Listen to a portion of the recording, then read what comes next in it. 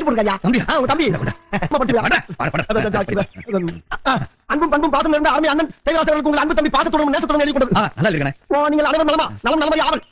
அதுபோக நடையில் கடினமாக உழைத்துக் கொண்டிருக்குமா அன்பு பச்சை கிளியை பத்திரமாக பார்த்துக் கொள்ளவும். ஏனென்றால் அவன் என் கண்ணுக்குள்ளே தெரிகிறான். அதுபோக அவன் மாடு வைக்கும் போது அவன் வெயில் நடக்காமல் அவனுக்கு ஒரு புல்லட் வாங்கி கொடுத்து பேண்ட் செட் வாங்கி கொடுத்து ஒரு தொப்பி வாங்கி கொடுத்து பார்க்குமாறு மிக தலைமையுடன் கேட்டுக்கொள்கிறேன். அதுபோக அவனை கைத்து கட்டில் போட்டு வெளியில் படிக்க விடாமல் ஒரு பஞ்சுமத்தை வாங்கி கொடுத்து அவனுக்கு ரூம்பு போட்டு ஏசி போட்டு தருமாறு கேட்டுக்கொள்கிறேன். கோபால ஐயா என்ன எழுதிருக்கான்? அண்ணனுக்கு தம்பி எழுதுவது. அண்ணனுக்கு இல்ல இல்லையா? அதெல்லாம் இல்லையே. இருக்கிறா எங்க மகன் வந்து சேர்ந்தேன். அப்பா அம்மா நலமா?